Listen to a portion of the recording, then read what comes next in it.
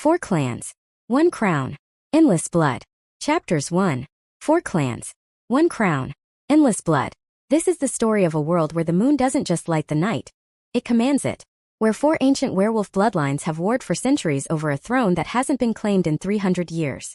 Where one woman, born with the blood of all 4 clans running through her veins, will either unite them all, or burn their world to ash. Hey there, beautiful souls. Welcome back to another story here on the channel. I'm so glad you found your way here tonight. Seriously, where are you watching from? Drop your location in the comments below. I absolutely love seeing where you all are tuning in from. And how are you doing today? I hope you're cozy, maybe with some tea or hot chocolate, because this one is going to take you on quite the ride. Oh, and before we dive in, if you haven't subscribed yet, please do. Hit that subscribe button and turn on notifications because trust me, you won't want to miss what happens next in this tale. This channel is all about those intense, emotional, can't look away stories, and your support means everything. Now let me tell you about Zara, because her life was about to get a whole lot more complicated than she ever imagined. The blood moon hung low over the neutral territories, painting the ancient forest in shades of crimson that made Zara's skin crawl. She pressed herself against the rough bark of an oak older than memory, her breath coming in short, ragged gasps that misted in the cold autumn air. Behind her, somewhere in the darkness between the pines, something was hunting her. Not a wolf, not a man, something worse. Zara could feel it in her bones, that wrongness that had followed her since she'd crossed the border 3 days ago, since she'd fled the only home she'd ever known with nothing but a stolen pack, a broken compass, and the mark on her shoulder that had appeared 6 weeks ago, burning like molten silver beneath her skin. The mark of the crown. She wasn't supposed to exist. Everyone knew that. The 4 clans, Ironfang, Shadowmere, Stormhowl and Emberheart, had kept their bloodlines pure for millennia. Interclan mating was forbidden on pain of death. The children of such unions were executed before they could draw breath, their mixed blood considered an abomination that would taint the sacred lineage of the wolf. But Zara's mother had been a secret. A Shadowmere healer who'd fallen in love with an Ironfang warrior during the last uneasy peace. They'd hidden her existence for 23 years, moving from territory to territory, living in the spaces between clan lands where the laws were fuzzier and the enforcers fewer. Until 6 weeks ago when the mark appeared. It had started as a dream, the same dream every night. A throne made of bone and moonlight. 4 wolves circling it, their eyes burning with different colored flames. And a voice, ancient and terrible, speaking words in a language Zara didn't understand but somehow knew. The blood calls. The crown waits. The clans will kneel or they will burn. She'd woken screaming, her left shoulder searing with agony, and found the mark there. A crown woven from 4 different wolf silhouettes, each facing a different direction, their tails intertwining to form the band. Ironfang's steel-gray fur. Shadowmere's midnight black. Stormhowl's storm-white pelt. Emberheart's flame-colored coat. 4 clans. 1 bearer. The first true mixed blood in 3 centuries. Her mother had taken one look at the mark and gone pale as death. The blood throne has chosen, she'd whispered, her hands trembling as she packed Zara's bag with desperate speed. You have to run. Tonight. Now. If any clan finds you before the gathering, they'll kill you. If all 4 find you together. She hadn't finished the sentence. She hadn't needed to. Zara had run. Through neutral territories no wolf claimed, through human cities where the stench of gasoline and concrete masked her scent, through mountain passes where the air was so thin she thought her lungs would burst. But she hadn't been careful enough. 3 days ago, she'd crossed into the ancient forest of Blackwood, the traditional meeting ground for the 4 clans, currently empty because the gathering was still 2 weeks away. She'd thought it would be safe, neutral, forgotten. She'd been wrong. The thing hunting her wasn't alone. She could hear them now, at least 3, maybe 4, moving through the trees with the liquid grace of predators who knew their prey was cornered. They hadn't attacked yet. They were playing with her, enjoying the chase. Zara's hand found the knife at her belt, the only weapon she had, useless against fully shifted wolves but better than nothing. Her own wolf stirred beneath her skin, restless and afraid. She'd never been trained to fight. Her mother had taught her to hide, to run, to suppress her nature so thoroughly that she'd gone years without shifting, until the wolf inside felt like a stranger wearing her skin. But tonight that wouldn't be enough. The forest went still. Not the quiet of peace but the silence of held breath, of waiting. Then the voice came, smooth as silk and cold as winter. Little rabbit. Little lost rabbit running where wolves prowl. Whatever are we going to do with you? A man stepped from between the trees. Tall, taller than should be possible, moving with that uncanny grace all alphas possessed.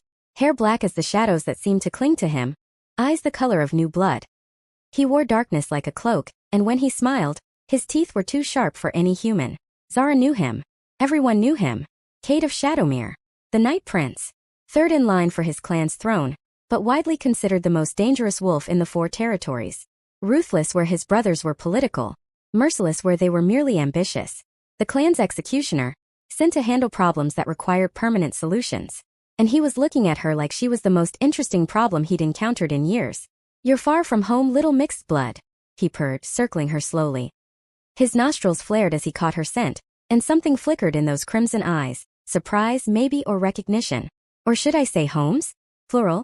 How fascinating. I can smell Ironfang steel and Shadowmere mist on you. 2 clans, 1 pretty package. Your parents must have been very brave. Or very stupid. Zara pressed harder against the tree, her knife trembling in her grip. "I'm not looking for trouble. I'm just passing through." Through Blackwood? 2 weeks before the gathering? With that on your shoulder? Cade's smile widened, showing more teeth. "Oh, you're looking for trouble, sweetheart. You're wearing it like a beacon. Do you know what this place is? What happens here? The neutral ground. Where the clans meet to spill blood," Cade interrupted, his voice dropping to something almost gentle, almost kind. "To settle grievances that can't be resolved any other way. To execute traitors and abominations." His eyes fixed on her shoulder, and for just a moment, the amusement in his expression flickered. "To prevent exactly what you're threatening to become." He moved faster than thought. One moment he was 3 meters away, the next his hand was around her throat, pressing her back against the oak with enough force to make her vision blur. The knife fell from numb fingers. Zara choked, clawing at his wrist, but his grip was iron. Inevitable. "The mark of the crown," Cade whispered, his face inches from hers, his breath cold against her cheek. "Do you know what this means, little rabbit? Do you understand what you've become?" Zara couldn't answer. Black spots danced at the edges of her vision. Through the panic she felt something else, something impossible. The mark on her shoulder was burning again, but not with pain. With heat. With purpose. And beneath her skin her wolf, the stranger she'd suppressed for so long, raised its head and howled. The world went white. Cade's hand jerked away as if burned. He stumbled back, his perfect composure cracking into something that looked almost like fear. "What?" he started, but the words died in his throat. Zara didn't understand what was happening. Power flooded through her veins like liquid fire, burning away the cold, the fear, the helplessness. She could feel the forest around her suddenly. Every tree, every creature, every hidden thing. And she could feel them. The 4 territories, distant but present. Their boundaries humming in her blood like strings on an instrument. Most of all, she could feel the wolves. Not just Cade and his hunters, lurking in the shadows with their red eyes wide and their hackles raised. Further out, miles away but suddenly clear as bells, she could feel others. Dozens of them. Hundreds. Thousands. Every werewolf in the 4 territories, their locations burning in her mind like stars in a constellation she was only now learning to read. And at the center of them all, pulsing with ancient, terrible power, the blood throne itself. Waiting. Calling. Demanding. "What are you?" Cade breathed, and for the first time he sounded unsure. The Night Prince uncertain. It would have been funny if Zara had any laughter left in her.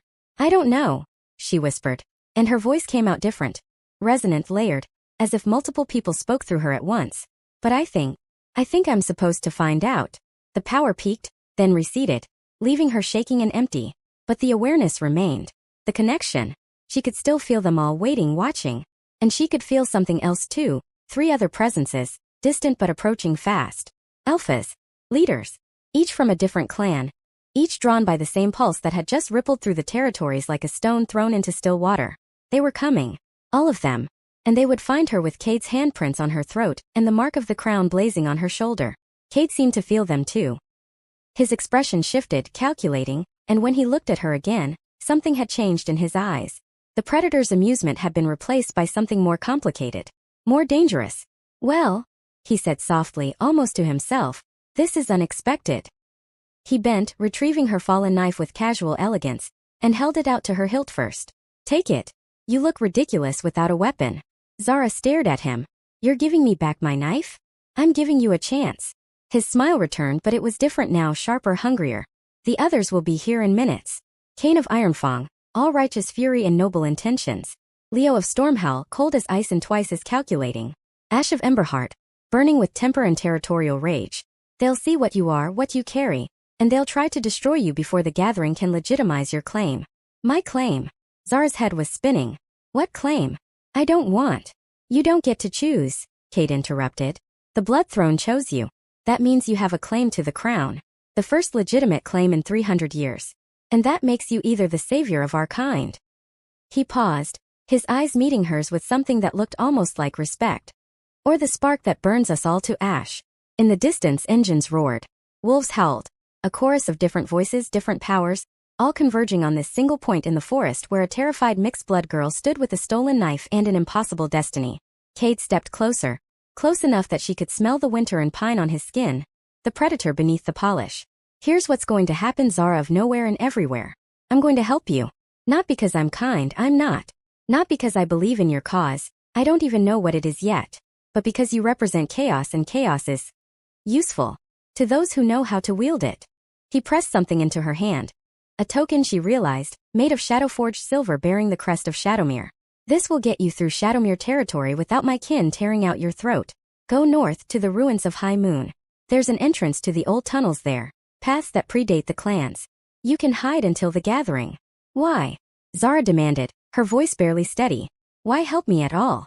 Cade's smile was beautiful and terrible. Because I want to see what happens when someone finally shakes the foundations.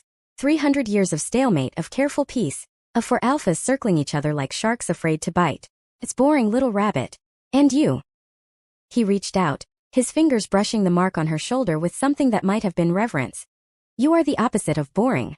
The first of the approaching alphas broke through the trees, a massive figure in Ironfang gray, his eyes the color of storm clouds, his presence like a mountain given human form. Kane, the Iron King. He took one look at Zara, at Cade, at the mark blazing silver through her shirt, and went terrifyingly still. What? He said, his voice the rumble of distant thunder. Is this abomination doing in my territory? And before anyone could answer, before Cade could intervene or Zara could run, two more figures emerged from the darkness. Leo, white-haired and winter-eyed, his beauty like a blade. Ash, flame-haired and golden-skinned, his temper barely contained behind a warrior's discipline. For alphas, one territory. And Zara, caught between them with the mark of the crown burning on her shoulder, and the weight of an impossible destiny crushing down on her chest. The game had begun, and Zara had no idea if she was the player, the prize, or the sacrifice. Chapter 2.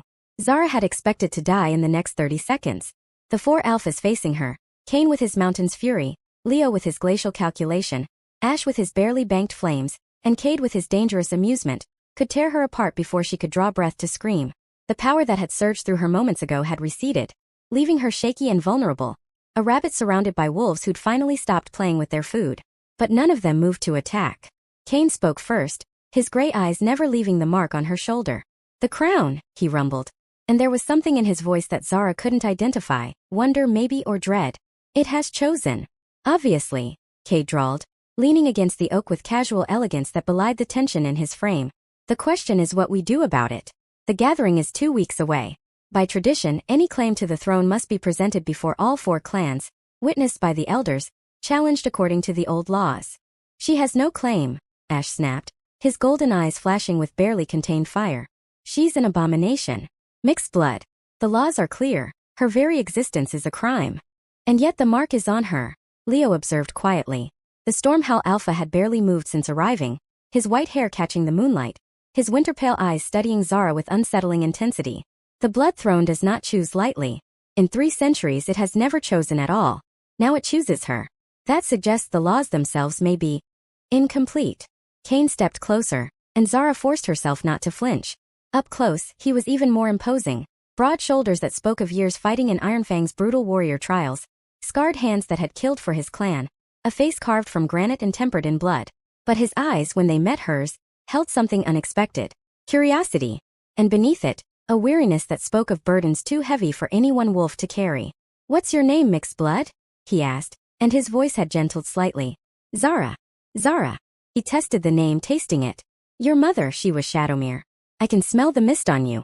But your father. Ironfang, she whispered and watched his expression shift. A warrior. He died before I was born. Killed for loving outside his clan. Kane's jaw tightened. I knew him. Caden. He was a good wolf. Honorable. He glanced at Ash, then Leo, then finally at Cade. We cannot kill her. Not with the mark upon her. The throne has chosen, and to destroy its chosen would bring curse upon our clans. So we imprison her, Ash said. Hold her until after the gathering, when the throne goes dormant again. Without the gathering's witness, her claim cannot be formalized. And if the throne chooses again? Leo asked softly. If it keeps choosing year after year, until we are forced to acknowledge what we have denied for 3 centuries. The mixed bloods exist, Ash. They have always existed, hiding in the spaces between our territories, living in fear of our laws. Perhaps it is time. It is time for nothing. Ash's control slipped, heat radiating from his skin in waves that made the air shimmer. The purity of our bloodlines is sacred. It is what separates us from the beasts, what maintains our power, Is it? Cade interrupted, his voice cutting through Ash's fury like a blade through silk. Or is it simply what keeps us weak? Divided? For 300 years, alphas have sat on 4 thrones, none strong enough to claim the crown, none willing to submit to another. We have stagnated, cousins, grown comfortable in our little kingdoms, while the world changes around us. He gestured at Zara with something that might have been respect. She represents change. Dangerous, unpredictable, potentially catastrophic change. But change nonetheless. The 4 alphas stared at each other, and Zara felt the weight of centuries in that look. The alliances and enmities, the wars and fragile pieces, the endless circling dance of predators who knew each other too well to risk open combat. 3 days, Kane said finally. I will take her to Ironfang territory. She will be my guest. Until the gathering. There, we will present her claim and let the clans decide. Absolutely not, Ash snarled. You cannot monopolize the crowns chosen. If she stays anywhere, she stays in Emberheart territory where the oldest laws are the most rigid, Leo interrupted. And where you would have her executed the moment the throne's influence waned. No, Ash. If she goes to any single territory, it must be Stormhowl. We are neutral in this conflict. We have no stake. You have no stake because you have no ambition, Cade sneered. The Frozen King, content to watch while the world burns. How typical. The argument escalated, voices rising, power beginning to crackle in the air, as their wolves stirred beneath their skin. Zara watched them. These 4 men who held the fate of thousands in their hands, and felt something unexpected rising in her chest. Not fear. Anger. Stop, she said, and her voice came out small, swallowed by their thunder. They ignored her. I said stop. The power surged again. Not as strong as before, but enough. The mark on her shoulder blazed silver, and the 4 alphas froze, their heads turning toward her with identical expressions of shock. You, Zara continued, her voice steadier now, fueled by rage and desperation and 3 weeks of running until her feet bled, are arguing about me like I'm a thing. A prize. Problem to be solved. But I am a person. I have been running for my life since this mark appeared, terrified of exactly what is standing in front of me. And you know what I've learned? She stepped forward, her knife back in her hand, her chin lifted despite the terror clawing at her throat. I've learned that the laws that say I shouldn't exist are wrong. I've learned that my parents, my brave, stupid, wonderful parents, loved each other enough to die for it. And I've learned that I am tired of being afraid. She looked at each of them in turn. Kane with his honor, Leo with his coldness, Ash with his fire, Cade with his chaos. You want to know what I want? I want to live. I want to understand what this mark means. And I want the chance to stand before your gathering and demand that the clans acknowledge what they have spent 300 years pretending doesn't exist, that love is stronger than blood, that family is more important than territory, and that your purity has made you monsters who kill children for the crime of being born. Silence stretched between them, heavy and complete. Then, incredibly, Kane laughed. It was a rough sound surprised out of him but genuine. You have spirit, Zara of Ironfang and Shadowmere. Your father would be proud. She comes with me, Leo said quietly, and there was something new in his winter eyes, interest perhaps or challenge. Not to Stormhowl territory alone. To High Moon. The ruins are neutral ground, sacred to all clans and none. We will establish a temporary custody. Each clan provides guards, each alpha may visit to assess her claim. And in 2 weeks, we bring her to the gathering and let the blood throne itself judge her worthiness. Agreed, Kane said immediately.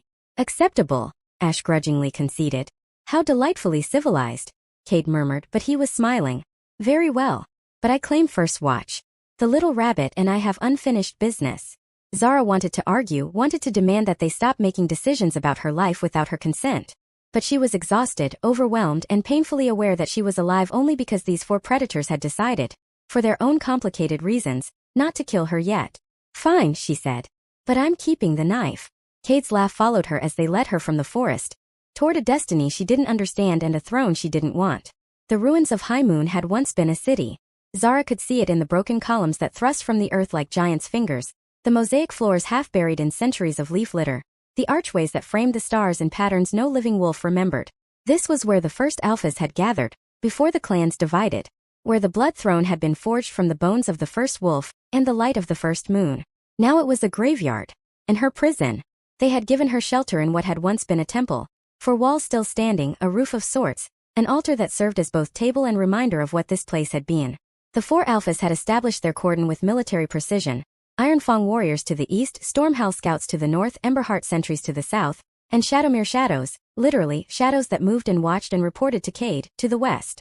Zara was not free to leave. But within the temple's bounds, she had space, relative privacy, and the promise that no single clan could seize her without the others knowing. It was, Leo had explained with typical cold precision, the most stable solution to an unstable situation. That first night, Zara sat on the altar and stared at the mark on her shoulder, trying to understand what it wanted from her. The silver crown had faded from its earlier brilliance, but it remained, warm to the touch, slightly raised, unmistakably real.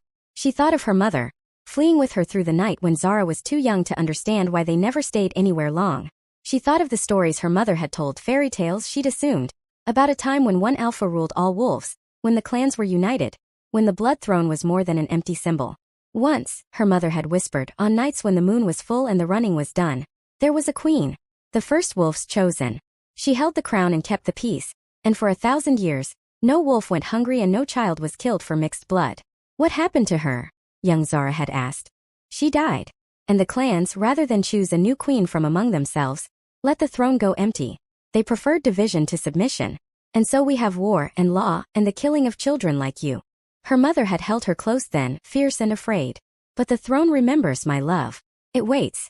And someday it will choose again. Someday had come. And Zara didn't feel like a queen. She felt like a rabbit in a trap, surrounded by wolves who were only waiting for the right moment to spring. You're thinking too loudly. Zara startled, her hand going to her knife. Cade emerged from the darkness between two columns, his black clothing rendering him nearly invisible until he moved. He carried a bundle that he set on the altar beside her, bread, cheese, a flask that smelled of something strong and medicinal. Your first night in captivity should at least include decent food, he said, settling onto a fallen column with feline grace. The Ironfang rations are utilitarian. Why are you here? Zara asked, not reaching for the food. You said you'd help me. This doesn't feel like help. Cade studied her with those blood-colored eyes, and for a long moment, he said nothing. When he finally spoke, his voice had lost some of its performative mockery. Do you know why they call me the Night Prince? Because you're third in line and you kill people in the dark. Because I see things others miss. The spaces between loyalty and ambition. The moments when power shifts, almost imperceptibly, from one hand to another. He leaned forward, elbows on knees. I helped you because I saw something in that forest. Not just the mark, though that was surprising enough, but the way you faced us. For alphas, any one of whom could have ended you. And you spoke to us like we were children arguing over toys. You were, Zara said, and was rewarded with a genuine smile, sharper than his usual performances, more real. Exactly. And that is why you are dangerous, little rabbit. Not because of the power the throne gives you, but because of what you are without it. Someone who has been powerless for so long that she no longer fears it. Someone who has nothing to lose and therefore cannot be controlled through threat. He reached into his coat and produced a second item. A book, old and leather-bound, its pages yellow with age. The History of the Crown. Written by the last queen's chronicler. Hidden when she died. Preserved in Shadowmere's secret archives for 3 centuries. He held it out. Read it. Understand what you're claiming. And then if you still want to walk into the gathering and demand your right, you'll at least know what you're asking for. Zara took the book, her fingers brushing his as she did. The contact sent a strange shiver through her. Not attraction exactly, but recognition. As if some part of her wolf acknowledged some part of his. Why are you really helping me? She asked again. Chaos and boredom don't seem like enough. Cade stood, smoothing his coat. Perhaps they aren't. Perhaps I simply want to see if one person, one stubborn, impossible mixed-blood woman, can succeed where 3 centuries of alphas have failed. Can unite what has been divided. Can heal what has been broken. He moved toward the darkness, then paused. Or perhaps I am simply tired of being the villain in every story, and would like just once to see how the other side lives. He was gone before she could respond, swallowed by shadow as if he'd never been. Zara opened the book by moonlight, and began to read about queens and thrones, about blood and sacrifice, about a power that demanded everything and gave nothing back. Over the next 3 days the other alphas came. Kane arrived first at dawn with a training sword and a challenge. If you intend to claim the crown, you must be able to defend yourself. The trials will not be gentle. He taught her the Ironfang way, brutal, efficient, focused on survival rather than honor. There is no fair fight, he rumbled, knocking her blade aside for the 10th time. There is only alive and dead. Choose alive. But between lessons he talked about her father, who had been his friend before the laws tore them apart. About the burden of leadership. 4,000 wolves look to me for protection, for justice, for hope. I cannot show them doubt. About the weariness of war, the endless skirmishes with other clans, the young lives lost to ancient grudges. Ironfang is strong, he told her, as they shared water after a grueling session.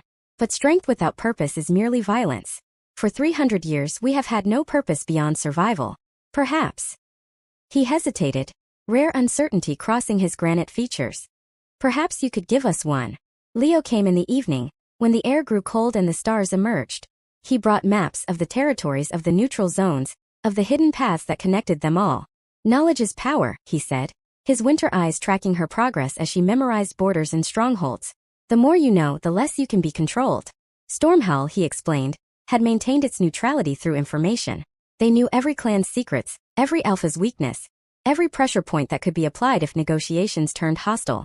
We do not start wars, Leo said with quiet pride. But we end them. On our terms. He was cold, precise, seemingly emotionless. But Zara began to see cracks in the ice, moments when he spoke of his people with something like love, when he described the young scouts he trained with something like pride. When she asked about his family, the ice thickened, but not before she saw the flash of old pain. I had a sister, he said finally, the words clipped. Mixed blood. Born before the laws were strictly enforced. She lived 12 years before anyone outside Stormhowl learned of her existence. When they did, he stopped, his jaw tight. When they did, the other clans demanded execution. My father was alpha then. He refused. We fought a war that lasted 7 years and killed thousands. In the end, he met Zara's eyes, and the winter in them was grief, not coldness. In the end, she chose to surrender herself, to stop the killing. I watched her walk into the Blood Throne's chamber and never come out. I'm sorry, Zara whispered. Don't be. Be worthy of her sacrifice. He rolled up the maps, his composure restored. The throne chose you. That means something. Perhaps it means that the peace she died for might finally be possible. Or perhaps it means nothing at all, and the universe is simply cruel. He stood, white hair catching the moonlight. 2 weeks will tell us which. Ash came on the second night, and their meeting was tense. The Emberheart Alpha radiated heat and hostility, his golden eyes tracking her every movement as if expecting attack. You smell of Cade, he said by way of greeting. Shadowmere stench. And Kane's steel. And Leo's frost. His lip curled. A collection of other clans' leavings. How appropriate for a mixed blood. Zara set down the book she'd been reading. She'd reached the section on the trials, the tests the crowns chosen must pass to prove their worthiness. You don't have to be here. No one is forcing you to guard me. I am here, Ash snarled. Because I will not let the others monopolize access to the thrones chosen. If you are to be destroyed, Emberheart will have its share of the blame. Or the credit. But as the night wore on, his hostility revealed its source. Not hatred, Zara realized, but fear. Ash was young for an alpha, only 28. His power gained through combat rather than lineage. His position constantly challenged by older wolves who remembered when Emberheart was weak. He had built his clan's strength through absolute adherence to tradition, through purity of blood and purpose. And Zara represented the collapse of everything he'd fought for. If the throne accepts mixed bloods, he said, staring into the fire she'd built against the evening chill, then what was the point? Of the wars, the executions, the children we... He stopped, his hands clenched. My mother was killed for loving outside her clan. My father executed her himself, to prove his loyalty to the laws. I grew up believing that sacrifice was necessary, that purity was worth any price. And now? Zara asked quietly. And now I look at you with your mark and your defiance and your impossible existence, and I wonder if my father was a fool. If I have been a fool. If everything Emberheart prides itself on is simply... He laughed, bitter and broken. Simply cruelty, given a pretty name. Zara reached out, tentative, and touched his hand. The heat of him was startling but not painful, like standing near a forge, comforting in its intensity. I'm not here to destroy your clan, Ash. I'm here to ask if there's another way. If the strength you've built could be turned toward protection rather than execution. If the fire that burns so bright in you could warm instead of consume. He stared at her, golden eyes wide, and for a moment, the warrior mask slipped entirely. He looked young, uncertain, desperately sad. You speak like the old stories. Like the queen of legend, who united through compassion what others tried to seize through force. Is that so bad? It is terrifying, he whispered. Because I want to believe you. And I have spent my entire life learning not to want impossible things. He left before dawn, but the hostility between them had shifted into something more complicated. something that might, given time, become trust. By the end of the third day, Zara had learned several things. She had learned that Kane carried the weight of his clan like armor, protecting him even as it constrained him. That Leo's coldness was grief, frozen into habit. That Ash's fire was a shield against a vulnerability he dared not show. And that Cade, the most openly dangerous of them, might be the most honest, at least with himself, about what he wanted and why. She had learned that the Blood Throne demanded sacrifice. That the last queen had given her life to forge it, her blood mingling with the first wolf's bones to create a power that could bind all clans. That every chosen since had failed because they sought to take rather than give, to rule rather than serve. And she had learned that her own power, the awareness of all wolves, the connection to the territories, the mark's occasional blazing, was growing stronger. The more time she spent near the alphas, the more she could feel their wolves beneath their human skins. Kane's steadfast gray, patient and enduring. Leo's winter white, silent and watchful. Ash's flame gold, passionate and fierce. Cade's midnight black, clever and cruel, and she was beginning to suspect, more lonely than any of them. On the fourth night, as she sat reading by firelight, the mark flared without warning. Pain lanced through her shoulder, down her arm, into her chest. She gasped, dropping the book, and felt something shift in the web of connection she'd been sensing. Someone was coming. Not one of the alphas, she knew their signatures now. Someone else. Someone whose presence in the web felt wrong, distorted, like a note played off-key. She grabbed her knife and moved to the temple's broken doorway, peering into the darkness. The clan guards were out there, invisible but present. They would stop any threat. Wouldn't they? Little queen. A voice whispered from the shadows directly beside her. How small you are. How fragile. How temporary. Zara spun, blade raised, and found herself facing a woman. Tall, beautiful, with silver hair and eyes that reflected the moon like mirrors. She wore a crown, not the mark but an actual circlet of bone and moonstone, ancient and terrible. Who? I am Seraphina, the woman said, and her smile was the coldest thing Zara had ever seen. Last queen of the wolves, guardian of the throne. And I have come to warn you, child, that you are being deceived. Zara's knife trembled. That's impossible. The last queen died 300 years ago. Did she? Seraphina laughed, and the sound made Zara's bones ache. Or did she simply learn to wear her death like a cloak? To step between the worlds of living and dead, waiting for the throne to choose again. She moved closer, and Zara saw that her beauty was wrong. Too perfect, too preserved, like a flower pressed in glass rather than growing in soil. You feel them, don't you? The four alphas. Their wolves, their power, their potential. You think they are your allies. Your protectors. Your path to the throne. Aren't they? They are your executioners, child. Each one has sworn to kill you if you show weakness at the gathering. Kane will strike from honor, believing it mercy. Leo from logic, calculating that your death preserves stability. Ash from fear, terrified of what you represent. And Cade. Seraphina's smile widened. Cade will kill you simply because he is bored.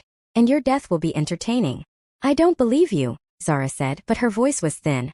Don't you? Then ask yourself this: why do they visit you? Why do they teach you, feed you, speak to you of their fears and hopes? Seraphina reached out, her fingers brushing Zara's cheek with glacial cold. They are binding you to them, making you care, so that when the moment comes, your death will mean something. Will hurt someone.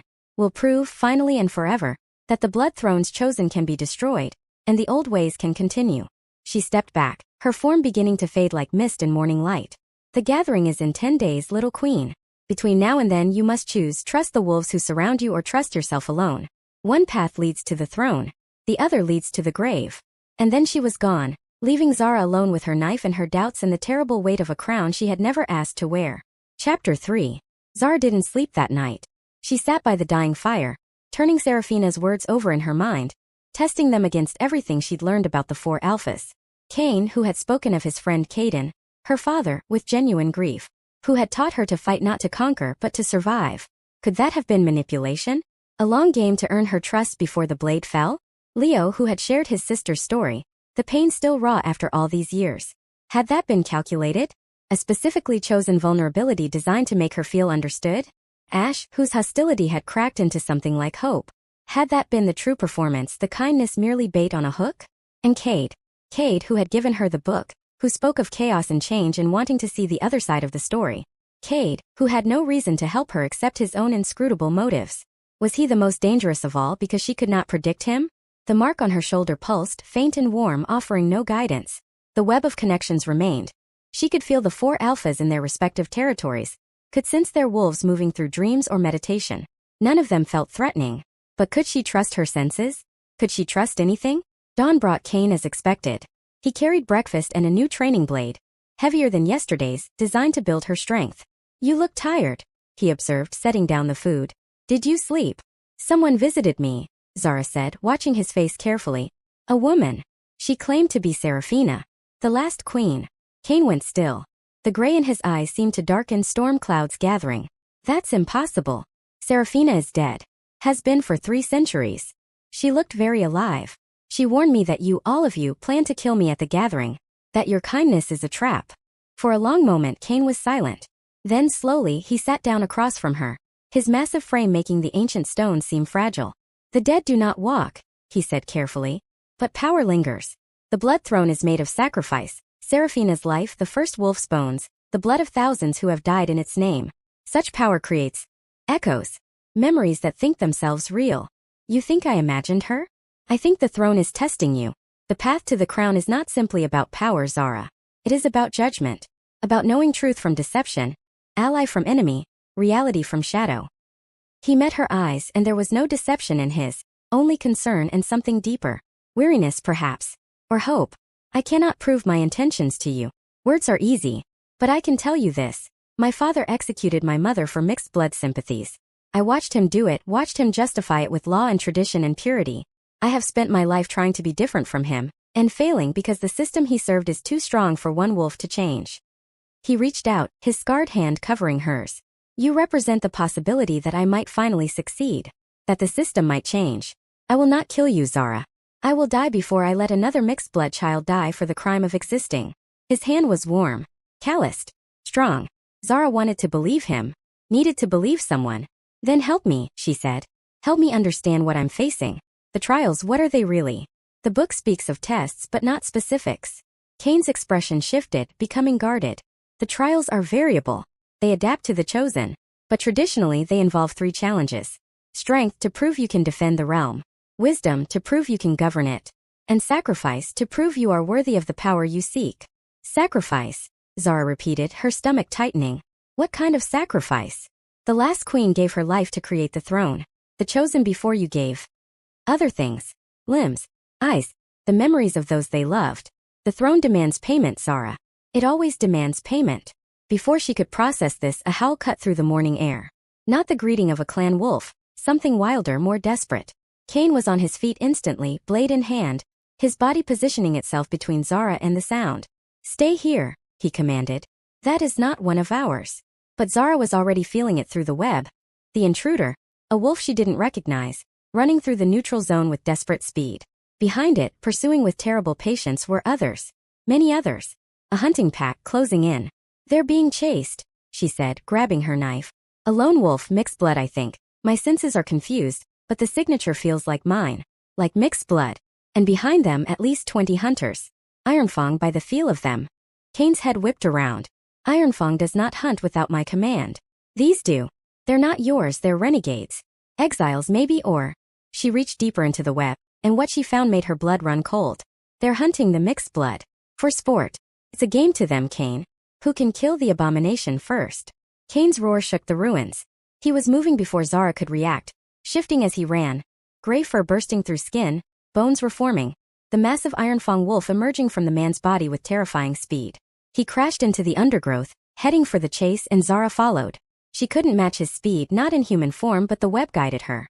She could feel the prey, terrified, exhausted, a young woman barely older than herself, her mixed blood scent marking her for death. And she could feel the hunters, laughing through their wolves' minds, enjoying the fear they created. Kane reached them first. Zara heard the sounds of combat, snarling, yelping, the wet crunch of flesh giving way. She burst through the trees into a clearing and found carnage. 5 wolves dead, their throats torn out. Kane in his gray fury, standing over them with blood matting his fur. And 15 more circling, their eyes showing white with fear and rage. Stand down, Kane commanded, his voice guttural through the wolf's muzzle. By my authority as Alpha. Your authority means nothing here, traitor. The speaker was a scarred black wolf, its voice familiar somehow.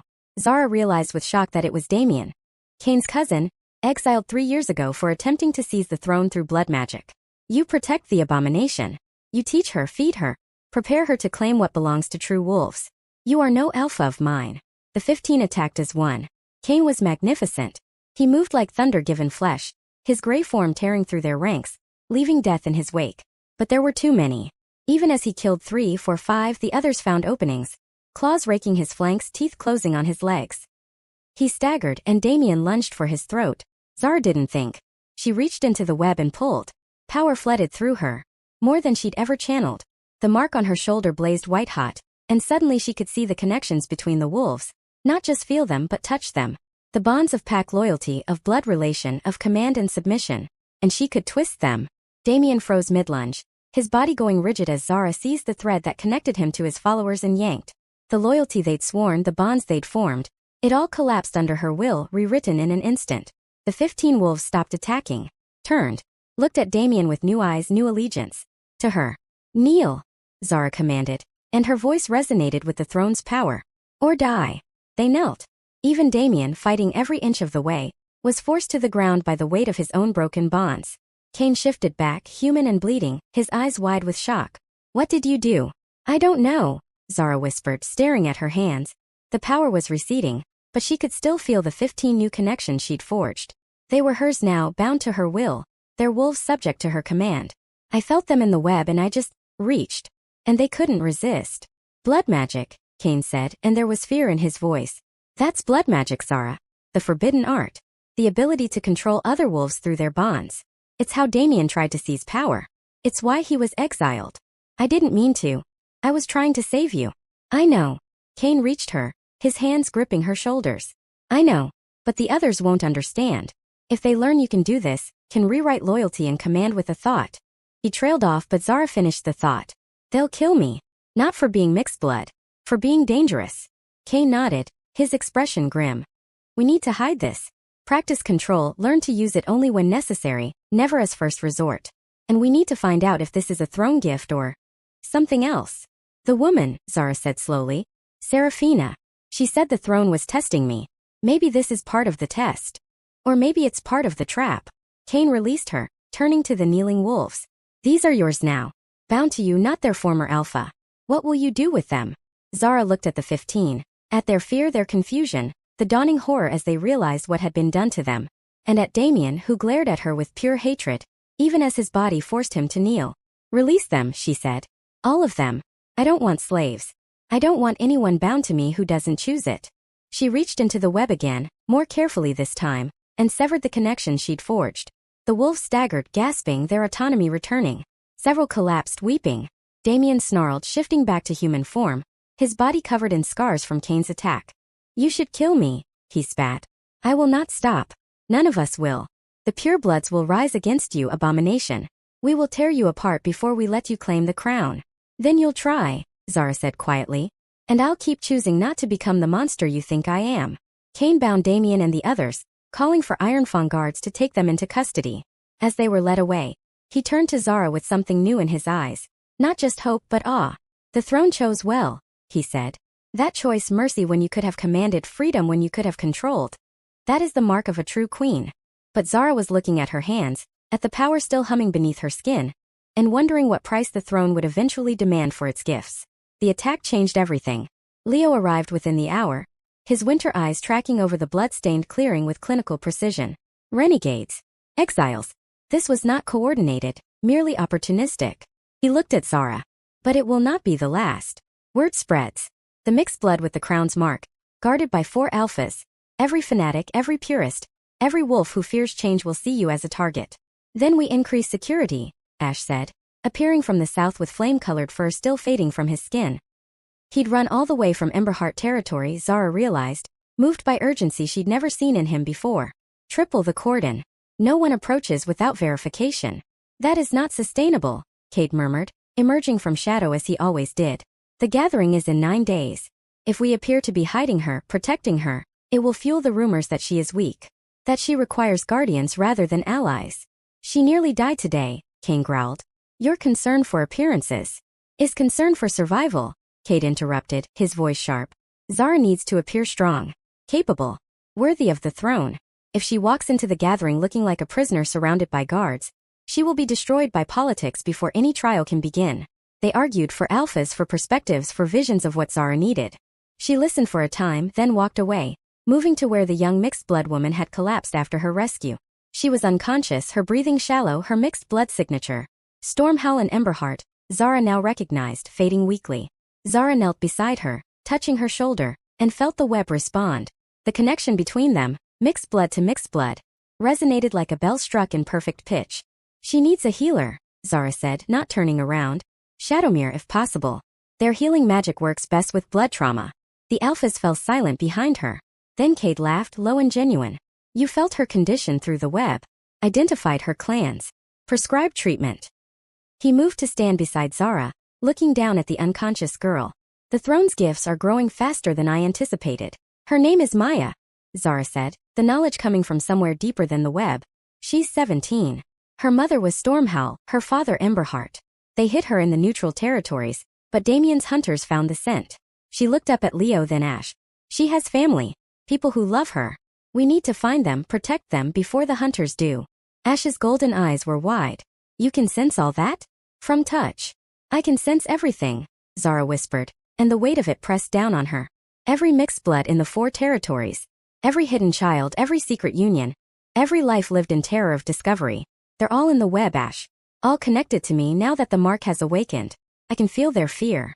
Their hope. Their prayers that someone will finally change things.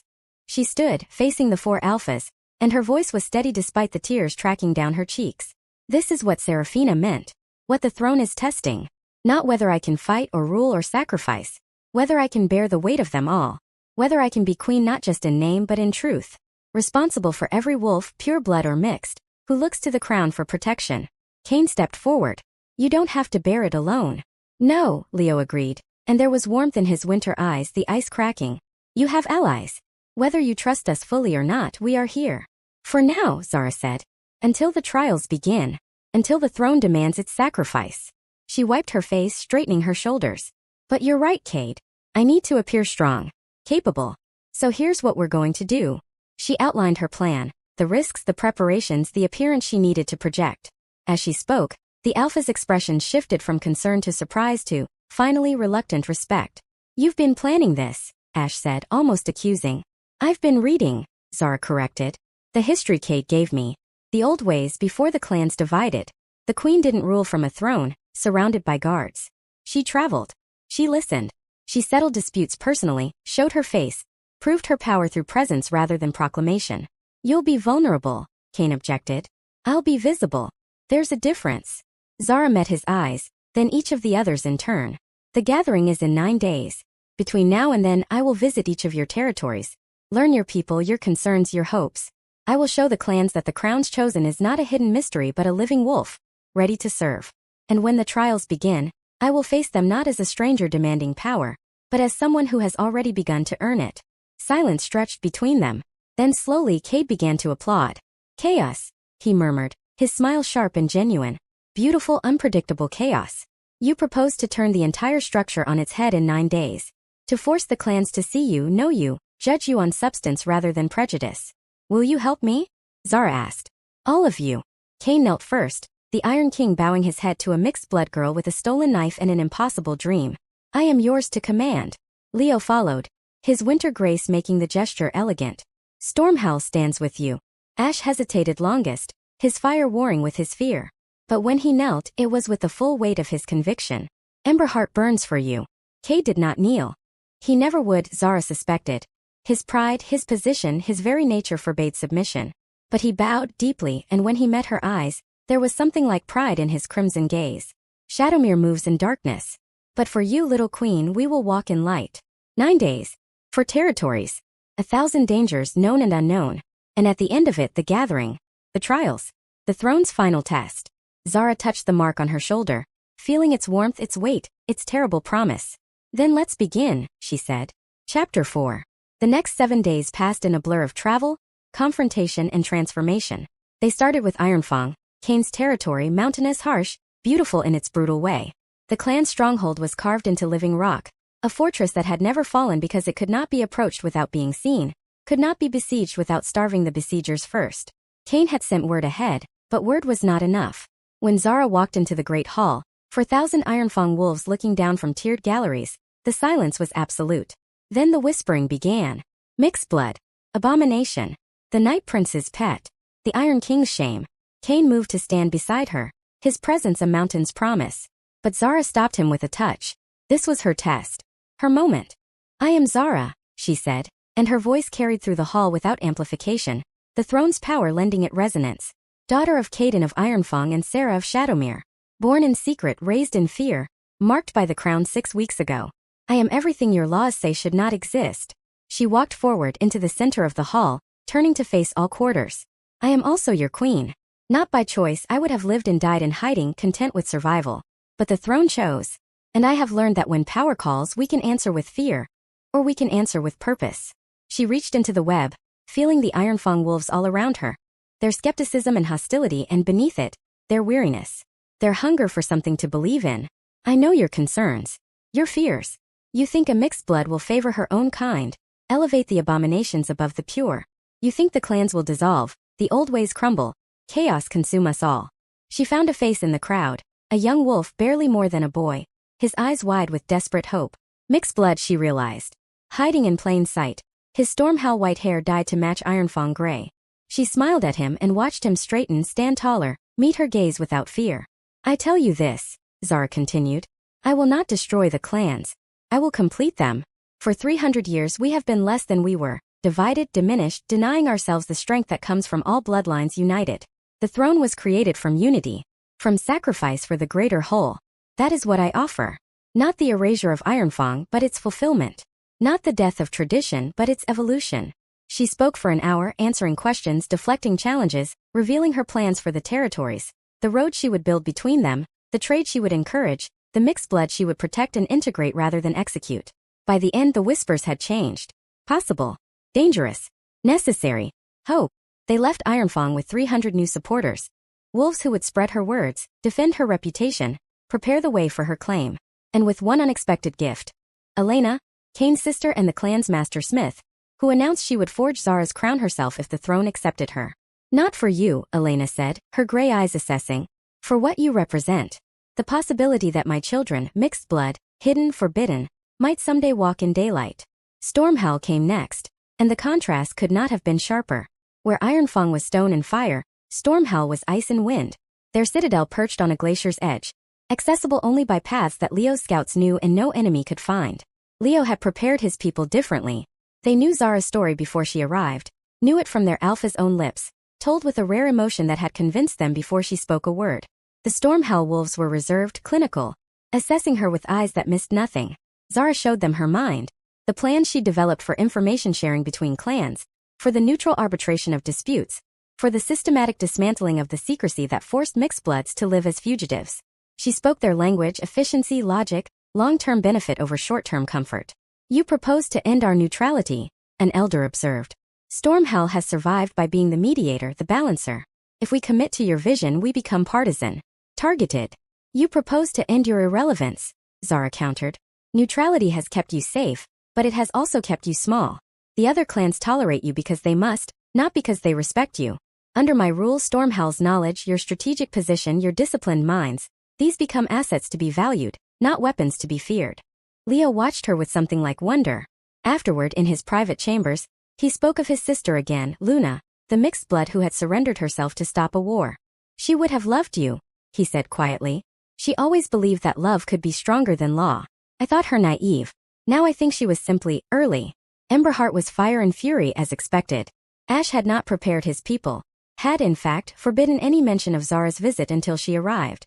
The confrontation in Emberheart's flamelit hall was the most dangerous moment of the journey. "You come to us last," Theron, Ash's chief rival, sneered. "After courting the Ice King and the Iron Fist, thinking we will follow where they lead, as always.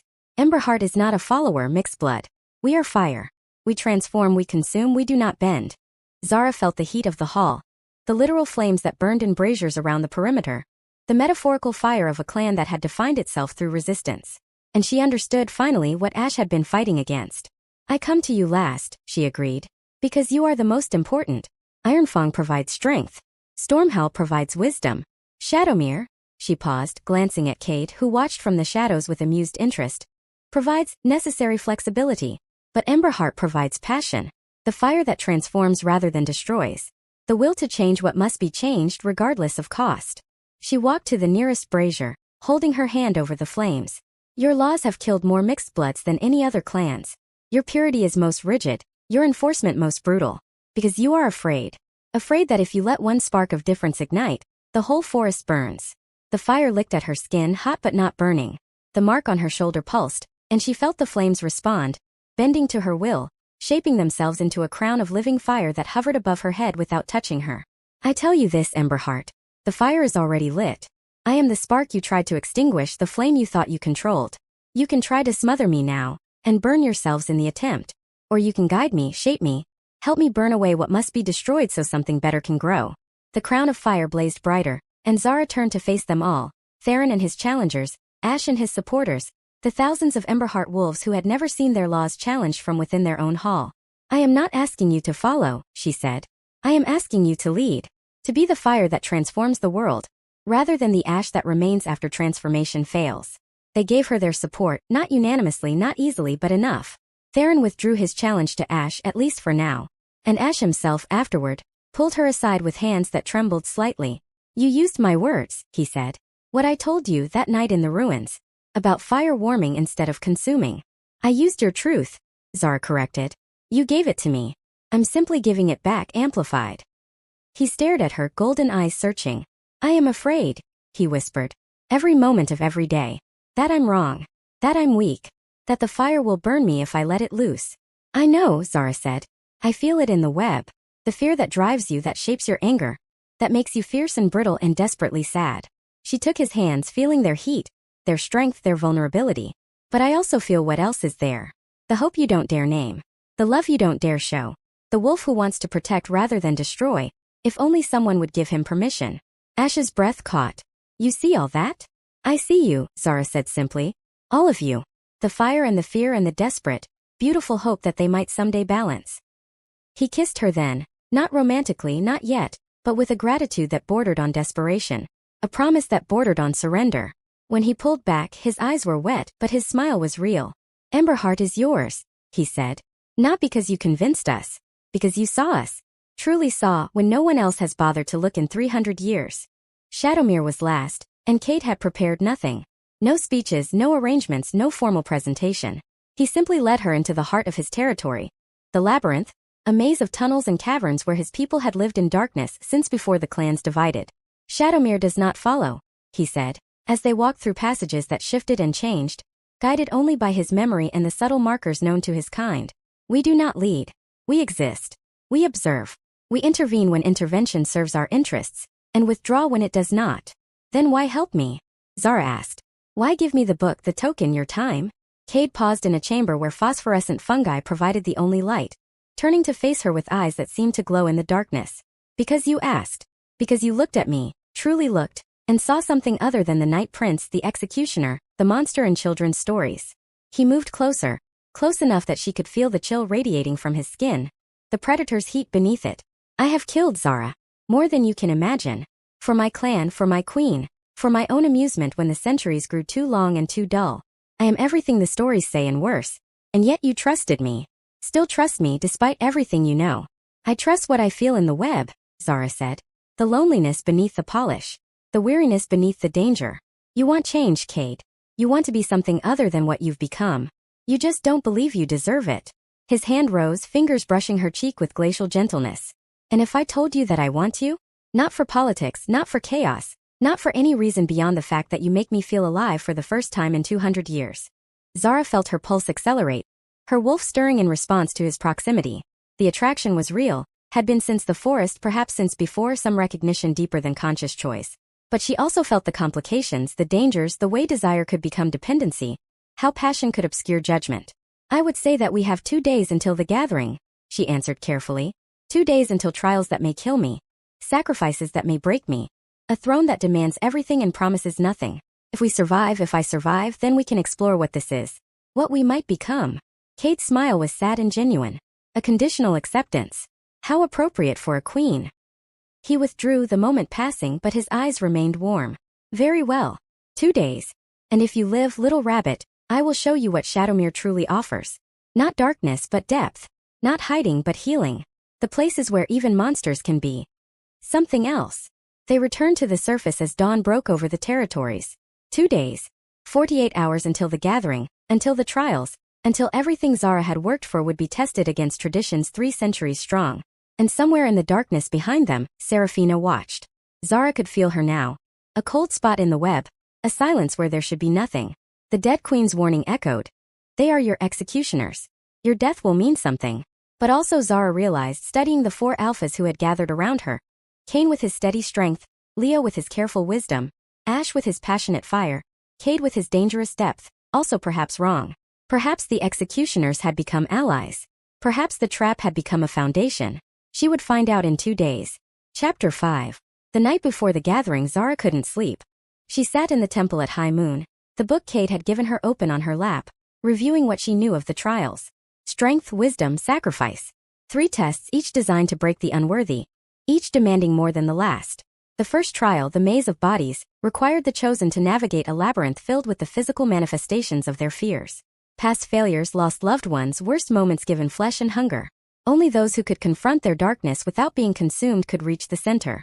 The second, the Mirror of Thrones, presented the chosen with visions of every decision they might make as queen, every consequence, every death and triumph that would follow from their rule.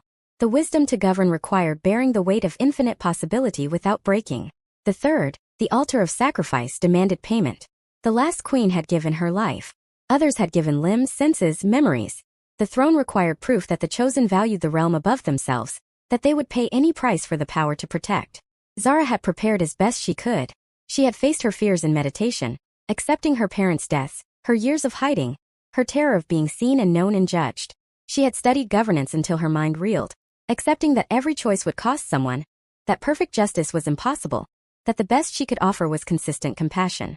And she had considered what she might sacrifice, her sight, her wolf, her connection to the 4 alphas who had become, despite everything, essential to her. But as the moon reached its zenith, Seraphina appeared again. This time Zara was not surprised. She set aside the book, facing the dead queen with what she hoped was composure. You've been watching. I can feel you in the web. Of course. Seraphina settled onto the altar, her bone crown catching moonlight. I am always watching, always waiting. The throne's guardian, its first and final sacrifice. You said the alphas would kill me, but they've protected me, taught me, supported my claim. Have they? Seraphina's smile was ancient, patient. Or have they simply ensured you reach the trials intact, where your death will be witnessed, validated beyond dispute? Think, child. Kane teaches you to fight, but does he teach you to win or to die with honor? Leo shares his sister's story, but does he seek your success, or your sacrifice to justify her death? Ash burns with passion, but is it for you or for the destruction your failure will justify? And Cade? She laughed, cold and silver. Cade wants chaos. Your success creates change, yes, but your death creates more. He wins either way. Zara wanted to argue, but the words caught in her throat. She had felt the alpha's complexity, their contradictions, their own uncertainties about what they truly wanted. Could Seraphina be right? The trials themselves are designed to destroy, the dead queen continued. The maze feeds on fear until nothing remains. The mirror shows futures so terrible that chosen have gone mad rather than accept them. And the altar. She touched her own crown, her expression distant. The altar takes what you love most. Always. Without exception. What did it take from you? Zara asked. Everything. Seraphina's eyes met hers, and for the first time, Zara saw emotion there, grief vast and ancient. I was mixed blood like you. Ironfang and Stormhowl. A forbidden union hidden until the throne chose me. I thought I could unite the clans through my example. Show them that mixed blood was not weakness but strength. She stood, moving to the broken window, looking out at the stars. The trials broke me. The maze showed me my parents' execution over and over. The mirror showed me every war that would follow my rule. Every death laid at my feet. And the altar. Her voice dropped to a whisper. The altar demanded my life. Not my death. I could have died, become a martyr. Inspired future generations. Instead I chose to live. To bind myself to the throne, to become its guardian, to exist between life and death for eternity. Watching others attempt what I failed to achieve. Zara felt cold despite herself. You failed. I survived 300 years. Kept the throne alive, waiting, choosing. But I never united the clans. Never ended the killing. Never made it safe for mixed bloods to exist openly. Seraphina turned, and her beauty was cracked now, showing the despair beneath. I was not strong enough, wise enough, willing to sacrifice enough. And now I watch and wait, and hope that someday someone will succeed where I failed. Or fail where I failed, and join me in this endless half-life. Keeping the throne's power alive for the next attempt. Why are you telling me this? Zara asked. If you want me to fail, to join you. I want you to understand. Seraphina moved closer, close enough that Zara could smell her.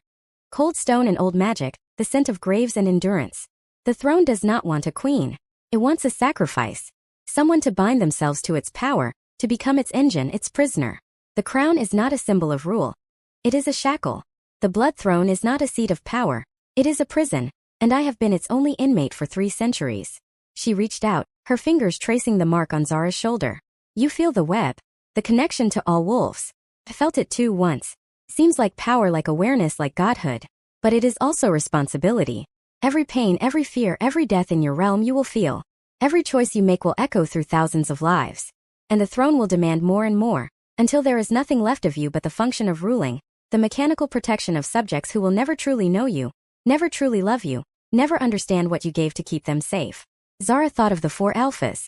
Of Kane's weariness, Leo's grief, Ash's fear, Cade's loneliness. Of her own years in hiding, the constant terror. The desperate hope for something better. Was Seraphina offering truth, or merely her own bitterness?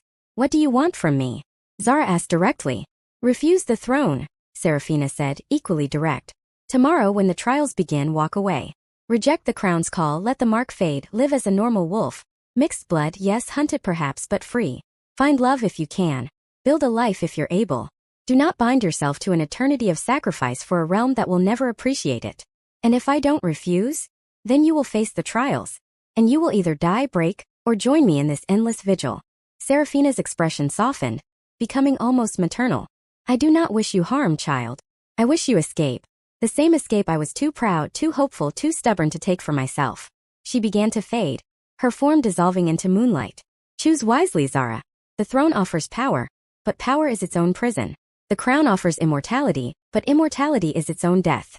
And the love of 4 alphas. Her laugh echoed as she disappeared. That is the cruelest trap of all. For they cannot follow where you would go, cannot share what you would become. Their love, if it is real, will be your final sharpest sorrow.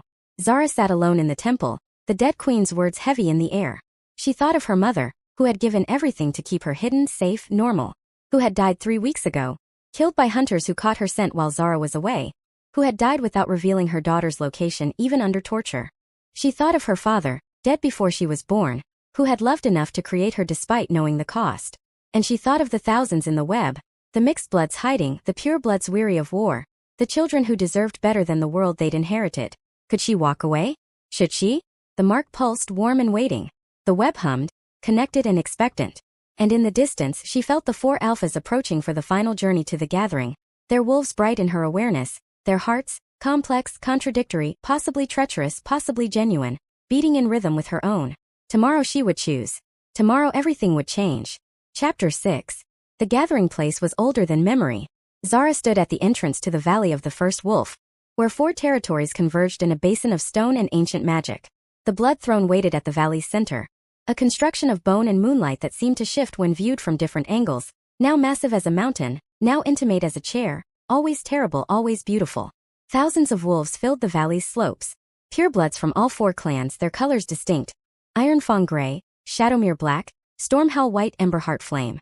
And scattered among them, hidden but present, the mixed bloods who had risked everything to witness this moment.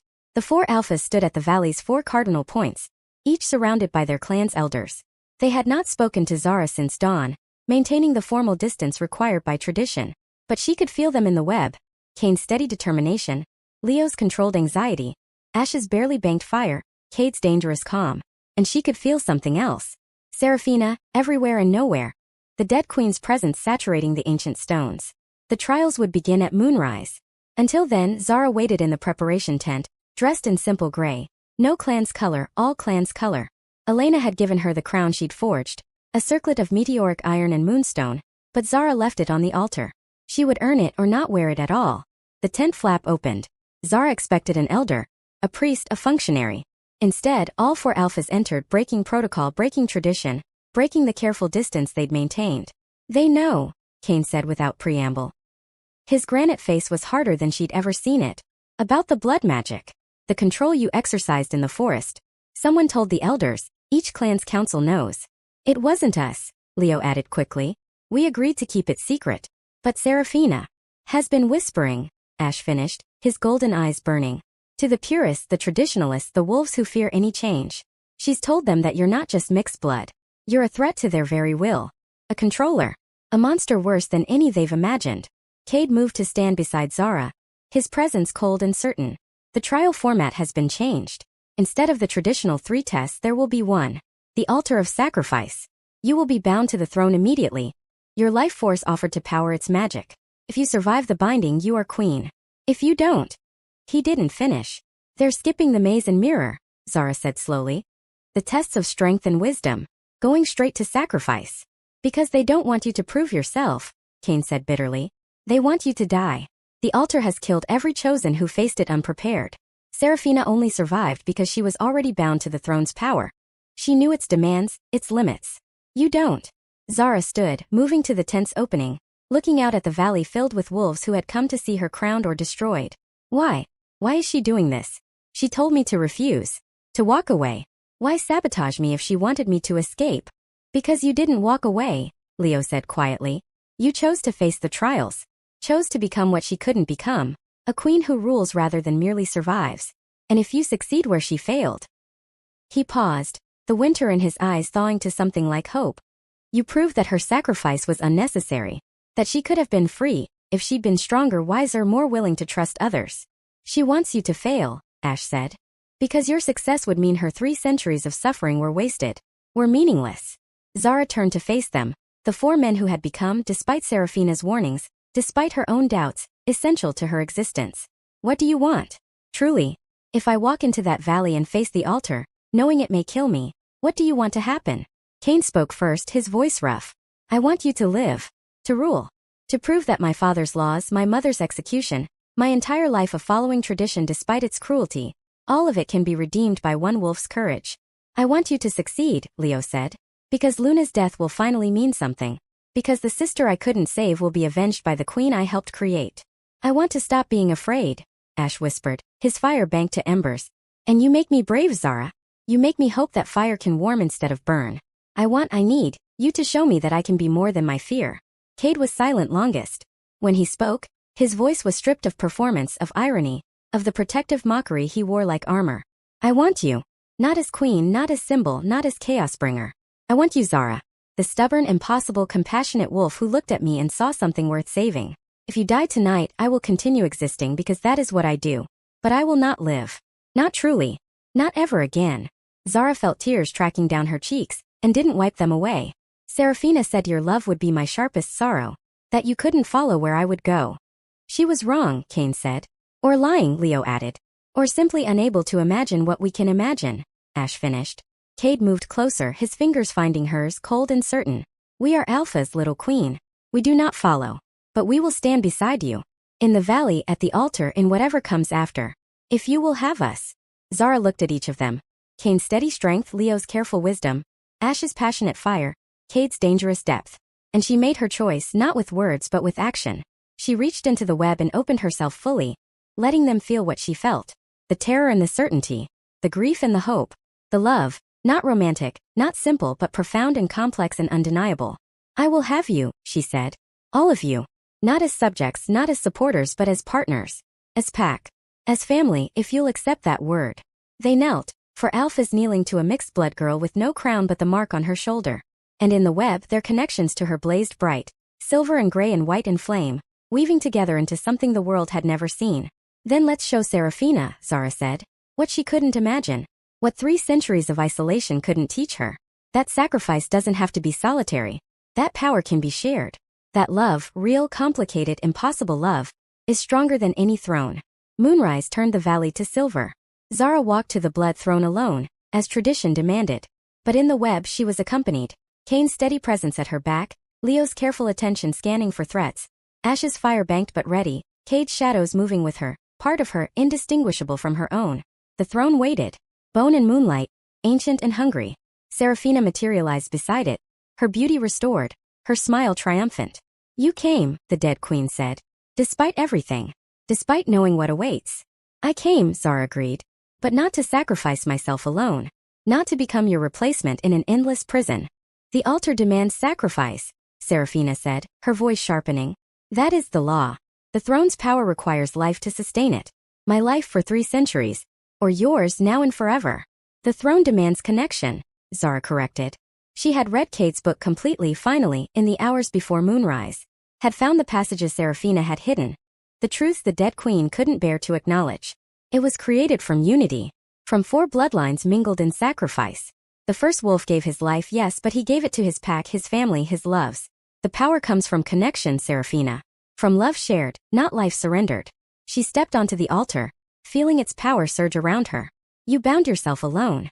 Chose solitary sacrifice because you didn't trust anyone to share the burden. And in doing so, you became not the throne's partner but its prisoner. Liar. Seraphina's form flickered, rage disrupting her composure. I gave everything. I kept the peace, maintained the power, waited for someone worthy. You kept the throne weak, Zara said gently. Divided. Because a single bloodline, no matter how pure, cannot sustain what requires for. The clans divided because you couldn't unite them. The mixed bloods died because you couldn't protect them. Not because you weren't powerful enough. Because you weren't connected enough. She reached out not to the throne but to the web. To the 4 alphas waiting at the valley's edge. Their wolves bright with determination. And she pulled them to her. Not controlling, not commanding but inviting. Offering partnership rather than demanding submission. Kane came first, his gray form massive and steady. He stepped onto the altar beside her, and the throne's power surged, welcoming Ironfang's strength, its endurance, its unyielding will. Not sacrifice, he said, his voice resonating through the valley. Contribution. I give my clan's strength to the throne's protection. Not to be consumed but to be shared. Leo followed, winter-white and precise. Stormhowl's wisdom. Our knowledge, our strategy, our careful balance. Given freely, not taken by force. Ash came burning, flame-colored and fierce. Emberheart's passion. Our fire, our transformation, our refusal to accept what is simply because it has always been. I give it to you, Zara. To all of you. Cade last, moving through shadow as if born from it. Shadowmere's secrets. Our hidden paths, our forgotten truths, our willingness to do what others cannot. I am yours.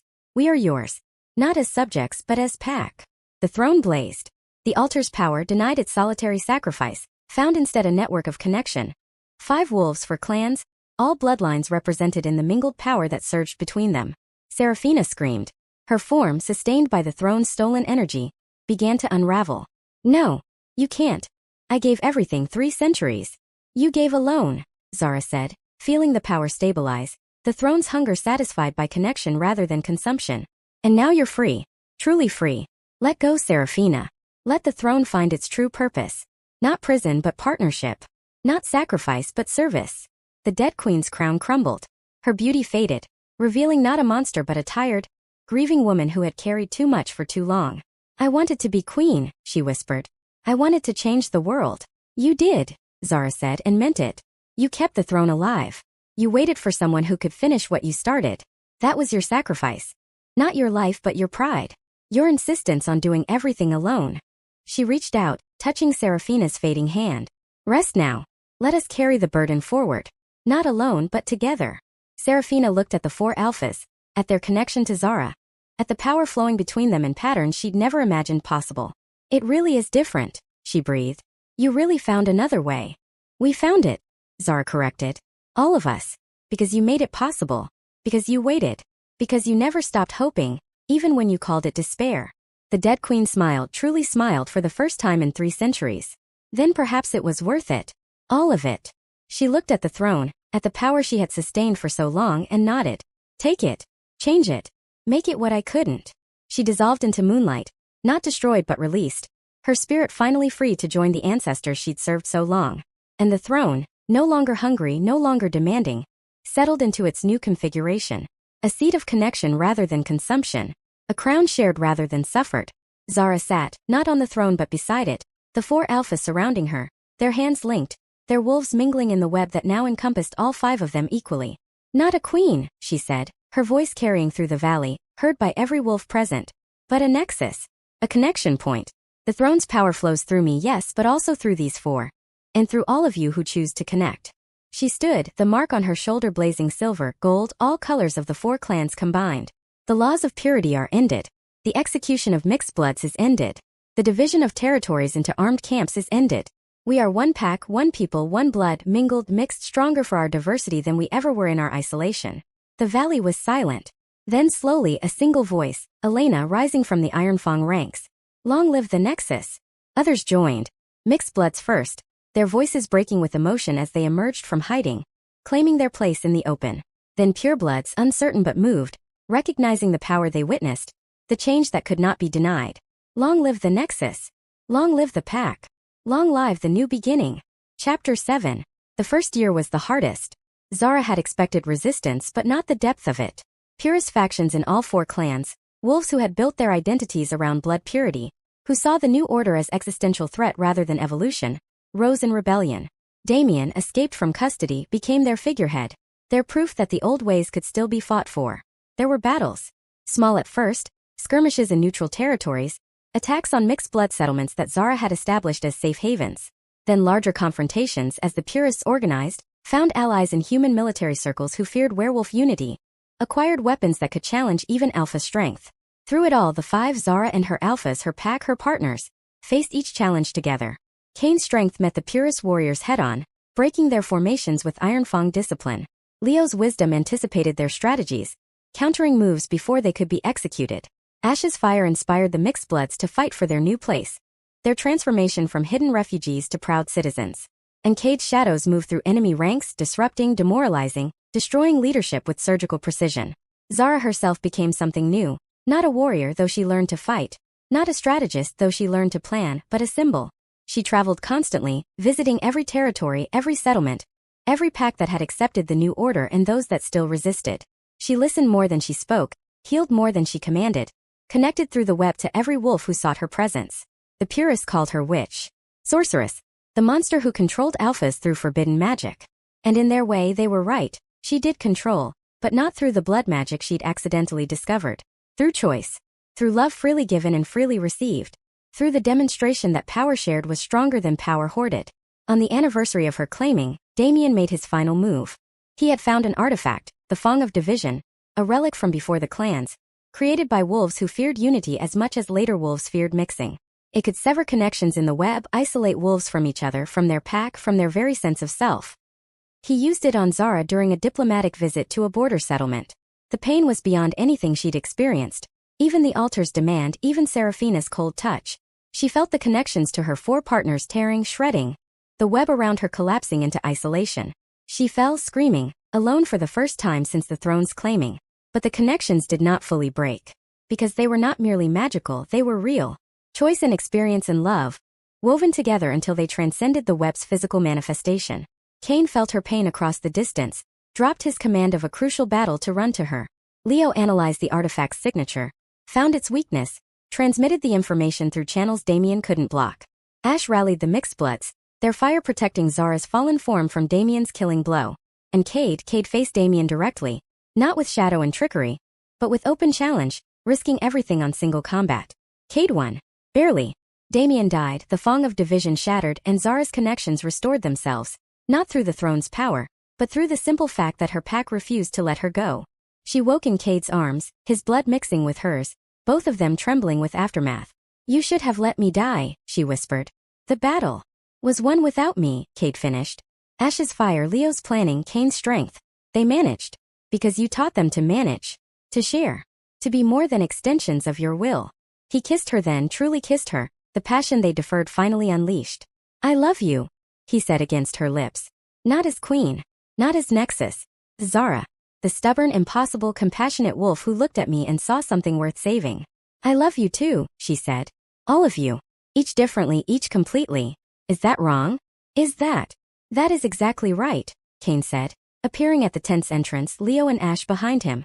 "We talked, while you were unconscious, about what we are. What we want.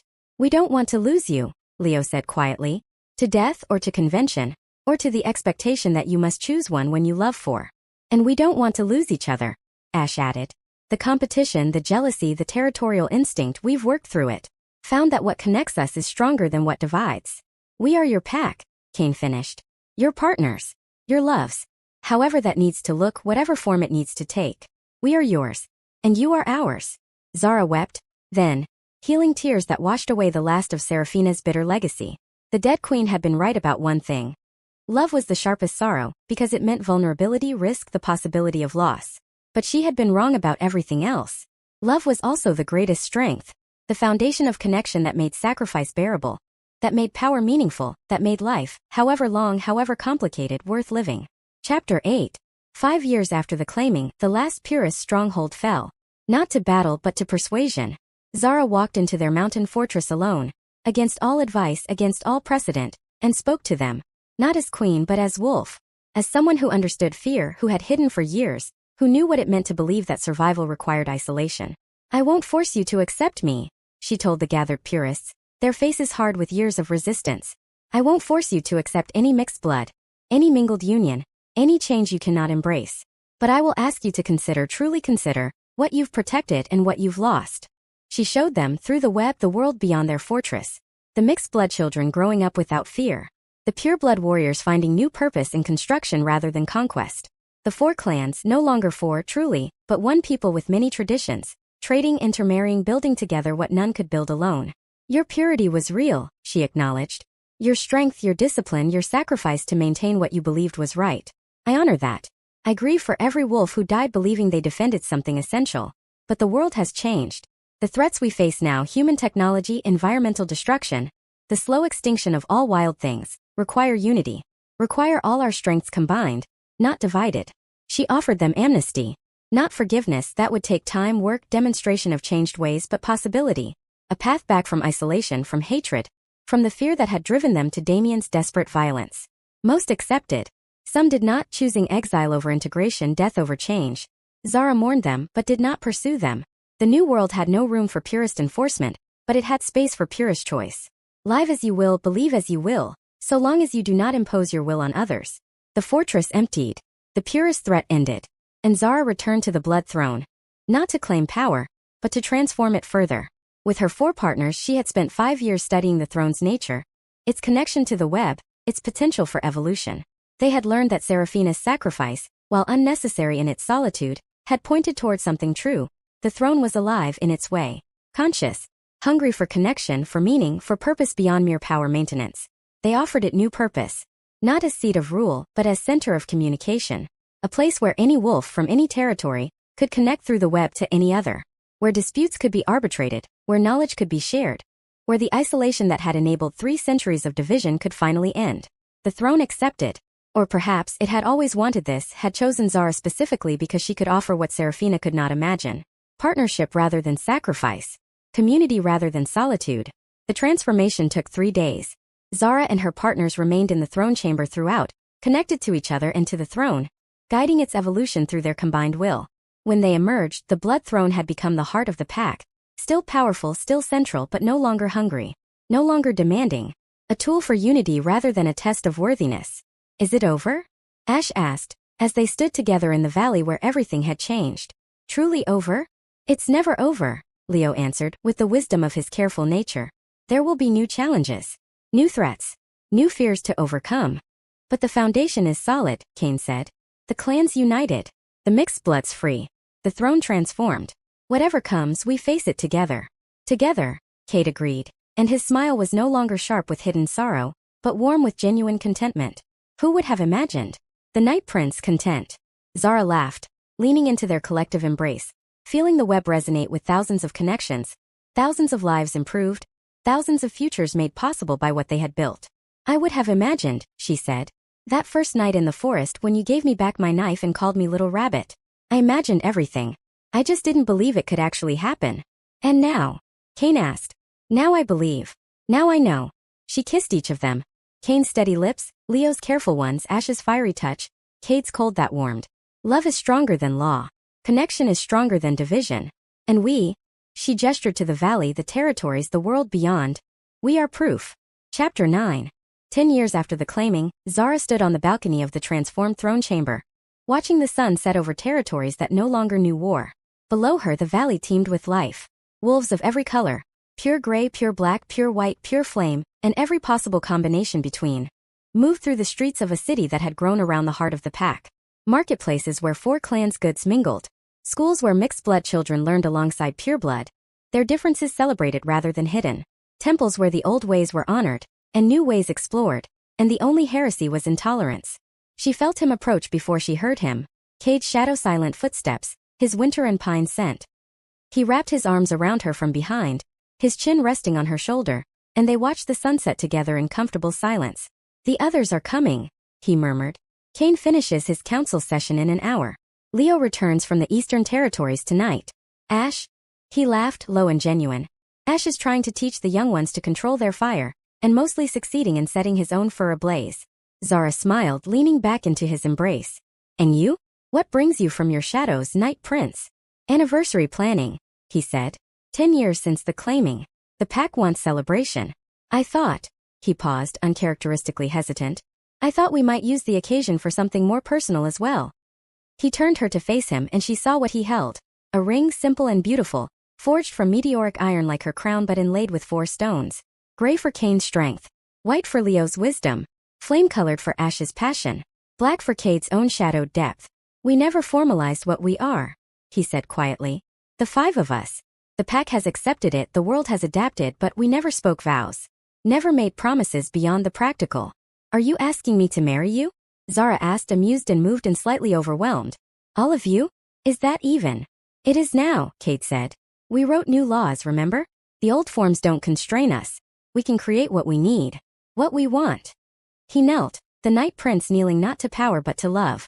Will you bind yourself to us, Zara? Officially, permanently, in sight of the pack in the world? Not as queen to subjects but as partner to partners? As wolf to pack? She looked at him. At the man who had been her first ally, her most dangerous friend, her unexpected love. At the others approaching now, drawn by the resonance in the web. Kane's steady gray, Leo's careful white, Ash's burning flame. At what they had built together, what they had suffered and grown and transformed. Yes, she said. To all of you. To everything we are. Everything we've become. They gathered on the balcony as the sun disappeared. For alphas and their nexus. Their queen, their love. And below, the city celebrated 10 years of peace, of unity, of impossible dreams made real. Kane spoke the vow first, his granite voice rough with emotion. I give you my strength. Not to protect you for you protect yourself. But to stand beside you to share the weight, to be your foundation when you need rest. Leo followed, winter precise and winter warm. I give you my wisdom. Not to guide you for you guide yourself. But to counsel you, to challenge you, to be your clarity when confusion threatens. Ash's fire blazed, banked to enduring embers. I give you my passion. Not to consume you for you burn with your own light. But to inspire you, to support you, to be your warmth when cold descends. And Cade last, the shadow who had learned to walk in light. I give you my depth. Not to hide you for you shine in your own right. But to understand you, to accept you, to be your darkness when you need shelter from too bright days. Zara responded, her voice carrying through the web to every connected wolf. Her words becoming law not through command but through the resonance of truth. I give you my connection. My nexus, my heart, myself. Not divided among you but multiplied through you. Not diminished by sharing but expanded. I am yours. You are mine. We are pack. They kissed, 5 mouths meeting in configurations that would have scandalized the old world, that the new world accepted with simple grace. Love was love. Connection was connection. The forms mattered less than the truth beneath them. Later, they would celebrate with the city, join the anniversary festivities, dance and feast and howl at the moon that had started everything. But for now, they simply held each other. 5 wolves who had found in each other what none could find alone. Zara touched the mark on her shoulder. Still present, still warm but transformed like everything else. No longer a crown imposed by fate, but a symbol chosen by will. The representation of what she had built, what she protected, what she would pass to those who came after. Serafina would be proud, she murmured, thinking of the dead queen finally at rest, her sacrifice honored by being transcended. Serafina would be jealous, Cade corrected with his old sharpness now softened by love. Serafina would be both, Leo observed. As are we all in our ways. Enough philosophy, Ash growled, but he was smiling. There's a party below and I'm hungry. For food? Kane asked. For life. Ash grabbed Zara's hand, pulling her toward the stairs. For everything we have, everything we've won, everything still to come. They followed him for wolves and their nexus, into the celebration of a decade's peace and the promise of forever. The heart of the pack pulsed beneath them, satisfied and sustaining, no longer hungry but full of connection, of purpose, of love that had proven stronger than any law, any tradition, any curse of history. For clans, one crown, endless blood, transformed at last into one pack, one heart, endless love. And as the moon rose over the United Territories, as thousands of wolves raised their voices in celebration, Zara stood with her partners, her pack, her family, and knew that the story was not ending. It was only beginning. Hey everyone. Thank you so much for sticking with Zara and her pack's journey. If you love this story, Please leave a comment below telling me what your favorite part was. Was it the moment Zara faced down the 4 alphas in the forest? The transformation of the Blood Throne? The final vows on the balcony? I absolutely love hearing what resonated with you. And don't forget to subscribe and hit that notification bell so you never miss another story. This channel is all about those intense, emotional, can't look away tales, and your support means everything. Drop your location in the comments too. I love seeing where you all are tuning in from. 4 clans, 1 crown, endless blood, but most importantly, endless love, endless hope, and the endless possibility that even the most broken world can be healed by those brave enough to connect. I'll see you in the next one, beautiful souls. Stay wild, stay wonderful, stay wolf, and hit subscribe, turn on notifications, leave a comment telling me where you're watching from and what you need to hear next. Because I don't just tell stories, I build worlds where the lonely find family, where the lost find purpose, where the rejected find love that doesn't just accept them, celebrates them. And I want you there with me. Every chapter, every twist, every impossible, beautiful, inevitable happy ending. This is your invitation. The pack is waiting. The moon is rising. And the next story, it's already calling your name. See you in the comments, beautiful souls. Stay wild. Stay wonderful. Stay subscribed.